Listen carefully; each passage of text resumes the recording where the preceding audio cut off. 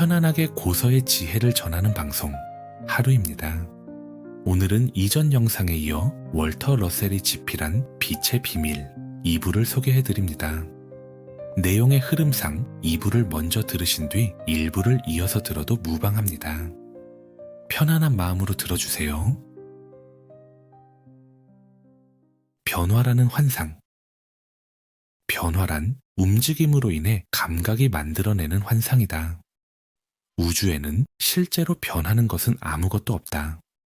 오직 생각이라는 두 갈래의 빛이 하나의 완전한 관념을 여러 개로 나눈 것처럼 보이게 한다. 그리고 그 모습을 움직이는 물질 속에 기록하면서 변화가 실제로 일어나는 것처럼 느껴지게 할 뿐이다. 감각은 이 생각의 파동을 바라보는 관객일 뿐이다.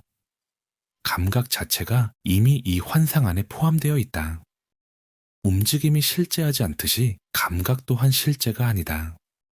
감각은 움직임과 물질, 변화라는 상상이 남긴 흔적을 기록할 뿐이다. 그래서 전체를 보지 못하고 아주 제한된 일부만 엿본다. 감각은 자신이 느끼는 것을 이해하지 못하며 단지 움직임을 저장할 뿐이다. 감각은 한 방향의 흐름만 인식한다. 시간이 앞으로 가는 것만 느낄 뿐 되돌아오는 흐름은 감지하지 못한다. 만약 두 방향의 흐름을 동시에 볼 수 있다면 우리는 움직임을 더 이상 변화로 인식하지 않게 된다. 그 모든 움직임이 사실은 하나의 고요한 중심에서 서로를 상쇄하며 언제나 완전한 균형 속에 있음을 깨닫게 되기 때문이다. 이러한 구조는 처음부터 그렇게 설계되어 있었다. 그렇지 않았다면 생각이 순차적으로 드러나는 창조의 과정 자체가 성립할 수 없었기 때문이다. 창조란 생각이 차례차례 모습을 드러내는 과정이기 때문이다. 우리의 알미 감각을 넘어설 때 우리는 더 이상 감각이 만들어낸 환상에 속지 않게 된다. 그때 비로소 보이는 것과 실제가 다르다는 사실을 분명히 구분하게 된다. 만약 어떤 사람이 영화라는 개념을 전혀 모른 채 처음 화면을 본다면 그는 그것이 실제로 벌어지는 장면을 창문 너머로 보고 있다고 믿을 것이다. 그러나 그 장면은 패턴이 새겨진 필름 위로 두 개의 빛을 투사해 만들어낸 환상에 불과하다. 창조 역시 이와 같다. 두 개의 빛이 서로를 통과하며 투사되어 움직임과 형태와 변화가 있는 것처럼 보이게 할 뿐이다. 우리의 감각은 빠르게 달리는 기차에 탄 승객과 같다. 기차 안에서는 풍경이 뒤로 흐르는 것처럼 느껴지고 감각은 이를 사물이 빠르게 움직이며 계속 변하고 있다고 해석한다. 그러나 산 위에서 그 기차를 내려다보는 사람에게는 같은 장면이 고요하고 변함없는 하나의 흐름으로 보인다. 감각에 묶인 인간에서 영적인 인간으로 성장해 갈수록 그는 모든 결과가 두 방향을 지닌다는 사실을 점차 알아차린다. 하나는 감각에 반응하는 보이는 결과이고 다른 하나는 감각으로는 느낄 수 없지만 알므로는 분명히 인식되는 보이지 않는 결과다. 마침내 원인에 대한 자각이 충분히 깊어지면 감각에 대한 의존은 자연스럽게 힘을 잃는다. 그때 인간은 감각 위로 올라서며 움직임의 우주를 겉모습이 아니라 그 본질을 알고 바라보게 된다. 감각은 우리를 속인다. 완전히 멈춰있는 하나의 원을 상상해보자. 그 원의 둘레를 따라 한 사람이 계속 앞으로 걸어가고 있다. 그는 끊임없이 위치가 바뀌는 것을 느끼며 원이 반대 방향으로 움직이고 있다고 착각한다. 그러나 원은 처음부터 끝까지 전혀 움직이지 않는다. 그가 다시 출발점으로 돌아올 때마다 그는 지나온 시간을 떠올리고 다음 순환에 필요한 시간도 계산한다. 하지만 변화와 시간은 원에 있는 것이 아니다. 움직임과 변화, 시간은 모두 관찰자가 이동하면서 만들어낸 경험일 뿐이다. 하나의 완전한 구조는 그대로지만 그것을 따라가며 경험하는 과정 속에서 순서와 시간이라는 감각이 생겨난다. 이 단순한 비유는 창조의 원리를 잘 보여준다. 이 행성 또한 그러하다. 행성은 멈춰 있는 하나의 궤도를 따라 끊임없이 움직이며 돌고 있다. 그 궤도는 사람이 걷는 원처럼 처음부터 끝까지 변함없이 고요하다. 행성이 그 궤도를 따라 움직이는 동안 우리는 끊임없는 변화가 있다고 느낀다. 낮이 밤으로 바뀌고 봄이 여름으로 이어지며 가을이 겨울로 넘어간다. 그러나 이 모든 변화는 궤도에서 일어나는 것이 아니다. 변화는 오직 움직이는 행성에서만 생겨나며 궤도는 언제나 고요한 채로 남아있다. 각각의 변화는 궤도의 성질 때문이 아니라 행성이 스스로 움직이기 때문에 나타난다. 행성은 변하지 않는 원 위를 돌며 그 위에 스스로 변화를 기록하고 있을 뿐이다. 인간은 자신의 감각을 지나치게 신뢰한다. 충분한 근거도 없이 감각에 의존하며 그것이 주변의 모든 현상을 정확히 보여준다고 믿는다. 그러나 감각은 많은 것을 기록하지 못하고 동시에 끊임없이 인간을 속인다. 하늘에 떠 있는 구름은 정지해 있는 것처럼 보이지만 지구의 자전으로 인해 실제로는 매우 빠른 속도로 이동하고 있다. 지구 역시 두 방향으로 엄청난 속도로 움직이고 있다. 하나는 자전을 통한 회전이고 다른 하나는 공전을 통한 이동이다. 그럼에도 우리의 감각은 이 거대한 움직임을 전혀 느끼지 못하고 고요함만을 기록한다. 이러한 속임은 우연이 아니다. 영화관에서의 착시가 자연스러운 것과 마찬가지로 그렇게 설계되어 있기 때문이다. 우주란 신이 알고 있는 하나의 진실이 생각이라는 작용을 통해 전기적 현상으로 기록된 모습일 뿐이다. 하나의 온전한 의미를 형태와 움직임으로 드러내기 위해 이 세계는 3차원의 구조로 펼쳐질 수밖에 없었다. 만약 우리의 감각이 모든 움직임을 한 번에 온전히 인식할 수 있다면 지금 우리가 현실이라 부르는 이 세계의 환상은 즉시 사라질 것이다. 감각은 환상 너머를 보게 되고 모든 움직임이 결국 스스로를 상쇄하며 고요함으로 돌아간다는 사실을 알아차리게 될 것이다. 전체를 부분으로 나누는 순간 환상은 시작된다. 영화 필름을 영사기에서 빼내면 움직임과 변화가 사라지듯이 분할이 멈추면 환상도 함께 사라진다. 이것이 바로 창조의 방식이다. 알미라는 하나의 빛이 생각이라는 패턴을 통해 나뉘어 기록된 것이다. 감각이란 하나가 여러 개로 갈라진 것처럼 보이면서 생겨난 전기적 긴장일 뿐이다. 그 긴장은 다시 하나가 되려는 자연스러운 갈망에서 비롯된다. 조건의 하나됨이 이루어지는 순간 그 사이의 감각은 사라진다. 긴장이 풀리기 때문이다. 균형과 휴식, 하나됨을 향한 갈망이 멈추는 순간 감각 역시 함께 멈춘다. 이 전기적 우주에서 감각은 분리된 것들 사이에 존재하는 저항의 긴장이다. 그러나 모든 물질은 본래 하나이며 나뉘어 보이는 입자들은 다시 그 하나됨을 향해 움직인다. 감각은 극히 제한된 범위의 결과만을 기록한다. 전체를 느끼지는 못하지만 의식은 전체를 인식한다. 인간의 두 가지 최고 환상. 빛의 비밀은 인간이 두 가지 가장 근본적인 환상을 먼저 벗겨낼 때에만 이해될 수 있다. 그중 더 큰 환상은 우주 자체에 대한 환상이다. 인간은 지금까지 우주가 실제로 무엇인지 알지 못한 채 살아왔다. 그저 감각이 보여준 모습만을 우주라 믿어왔을 뿐이며 그 감각은 인간을 오랫동안 깊이 속여왔다. 다른 하나의 환상은 인간 자신에 대한 환상이다. 인간은 아직 인간이 무엇인지, 자신이 우주와 어떤 관계에 있는지 알지 못한다.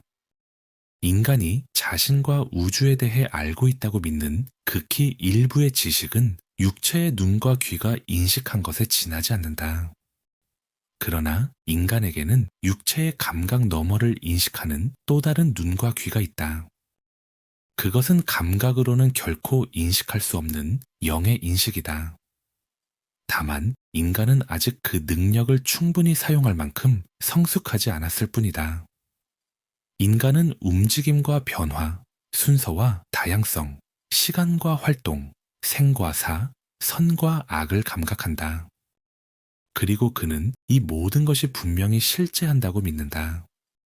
평생을 이 익숙한 세계 속에서 살아온 인간에게 이 모든 것이 실제로는 존재하지 않으며 환상에 불과하다는 말은 쉽게 받아들여지지 않는다. 그 환상을 떠받치고 있는 기반조차 실제하지 않는다는 말은 더욱 그럴 것이다. 그러나 감각이 보여주는 모습은 실제 그 자체가 아니라 빛과 인식이 만들어낸 표면에 가깝다. 더 받아들이기 어려운 진실은 우리가 현실이라 부르는 세계 전체 역시 감각이 만들어낸 인식의 구조라는 점이다. 이것이 바로 빛의 비밀이 드러내는 핵심이다.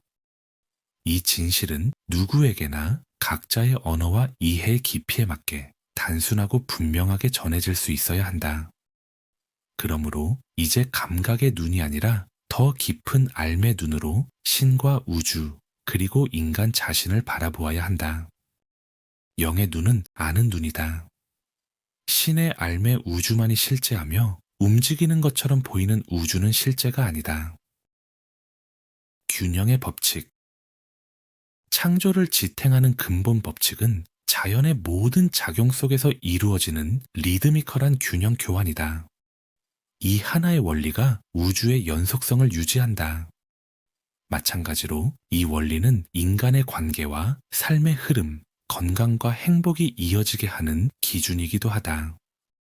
이는 창조의 모든 과정 속에서 드러나는 신의 서로 반대되는 두 가지 작용이 만들어내는 질서다. 균형은 하나됨의 원리이며 통일의 상태다. 그 안에는 원인에 속한 안정이 있다. 균형은 우주의 바탕이다. 균형 잡힌 교환은 서로 반대되는 두 작용이 오가며 하나됨을 드러내는 방식이다. 이 이중적인 전기적 우주에서 균형을 잃은 모든 대립은 동등한 주고받음을 통해 유지된다. 그 안에는 결과에 속한 불안정이 있다. 불안정은 언제나 안정을 향해 움직인다. 완전한 안정에 도달할 수는 없지만 동등한 교환을 통해 잠시 균형에 가까운 상태를 만들어낸다. 리드미컬한 균형 교환은 결과가 끊어지지 않게 하는 원리다. 대립하는 것들 사이에 동등한 주고받음은 안정된 상태처럼 보이게 한다. 그리고 그 교환이 리듬을 가질 때 그 상태는 계속 이어진다. 리드미컬한 균형 교환의 법칙은 어떤 예외도 허용하지 않는 절대적인 법칙이다. 이 법칙은 반드시 지켜진다. 자연은 겉보기에는 이 법칙을 어기는 것처럼 보이지만 그 결과는 즉시 드러난다. 폭풍과 토네이도, 눈사태와 지진 같은 격변은 그 불균형이 드러난 모습이다. 인간 역시 이 법칙을 반복해서 거스르면 그 대가는 곧바로 돌아온다. 사업의 붕괴, 관계의 파탄, 불행과 질병이 그 결과다.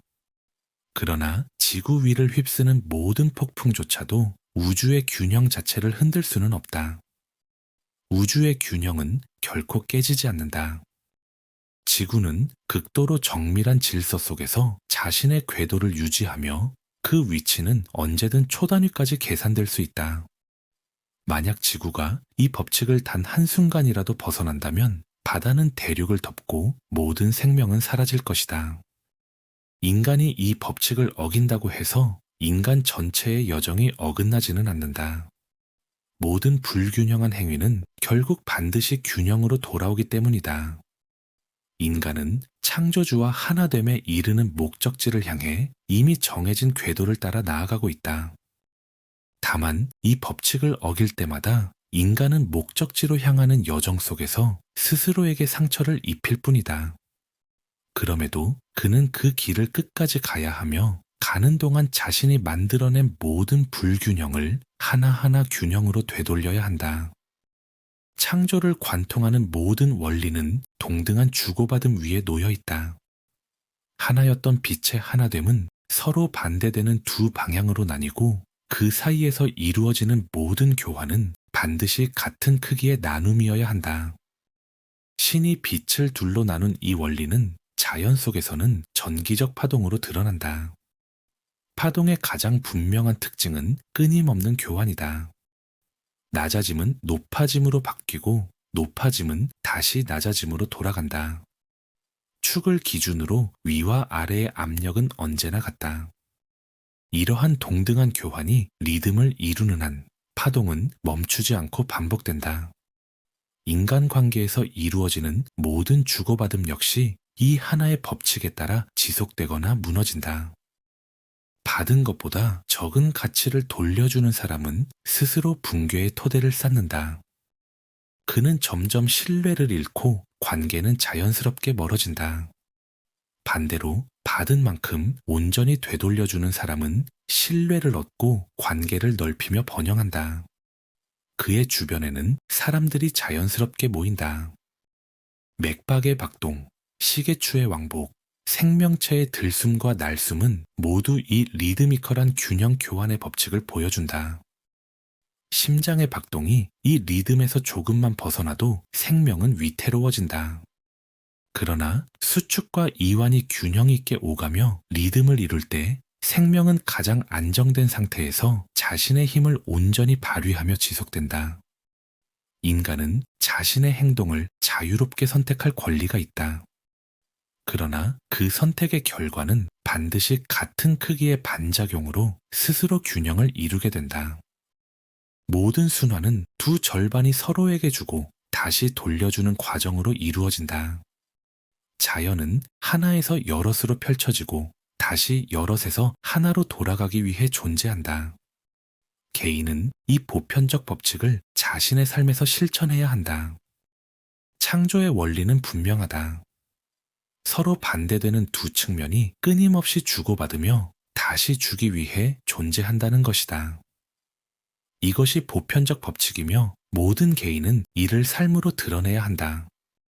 주는 만큼 받겠다는 마음으로 베풀고 주지 않은 것을 당연한 목처럼 바라지 않을 때 인간은 다툼을 멈추고 자연스러운 균형으로 돌아간다. 힘의 근원. 신은 우주의 지성인 마음이다. 신의 마음 안에는 하나의 관념이 있으며 신은 그것을 나뉘지 않은 완전한 전체로 알고 있다. 그 마음 안에는 그 하나의 관념을 드러내고자 하는 욕구가 있다. 이 욕구는 관념을 생각을 통해 여러 모습처럼 표현하려는 의지다. 마음의 빛 안에서 욕구는 곧 힘의 성질이며 마음을 움직이게 하는 원동력이다.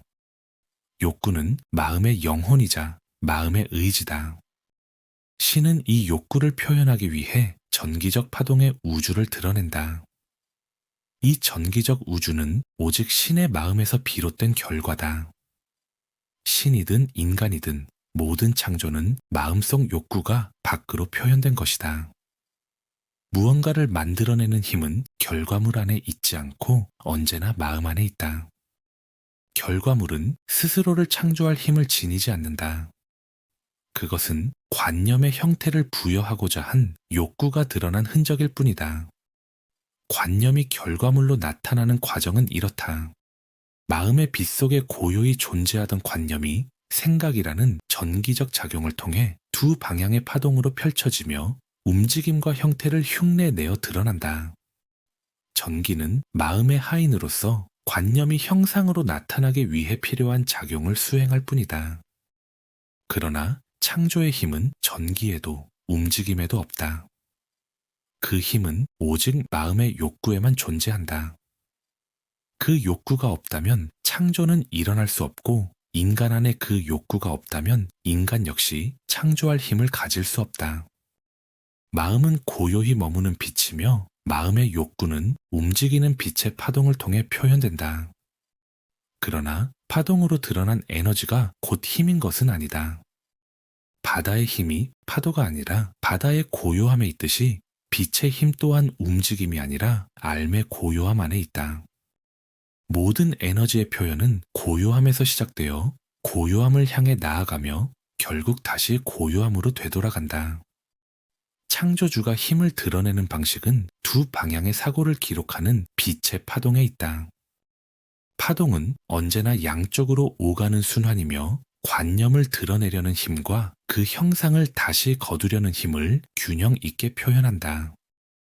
이 안에는 고요함 속에서 움직이려는 욕구와 움직임 속에서 다시 고요함으로 돌아가려는 욕구가 함께 담겨 있다. 마음 안의 욕구는 본래 하나의 긍정적인 힘이지만 그것이 두 방향의 움직임으로 드러날 때는 서로를 상쇄하는 성질로 나타난다. 자연에서 보이는 모든 힘은 언제나 그와 반대되는 힘과 짝을 이루며 균형을 만든다. 그러나 인간의 감각은 이 상쇄 작용 가운데 한쪽만을, 그것도 전체 흐름의 일부만 인식할 뿐이다. 만약 감각이 앞뒤 양방향의 전체 주기를 기록할 수 있다면 움직임이 아니라 고요함을 인식하게 될 것이다. 모든 작용은 반대 방향의 반작용으로 지워지며 전체를 보면 움직임은 사라지고 정지만이 남기 때문이다. 움직임을 쫓지 말고 그 모든 것을 가능하게 하는 고요한 알무로 돌아가자. 이것이 바로 빛의 비밀이다. 오늘도 끝까지 함께 해주셔서 감사합니다. 여러분의 아름다운 여정을 진심으로 응원합니다. 감사합니다.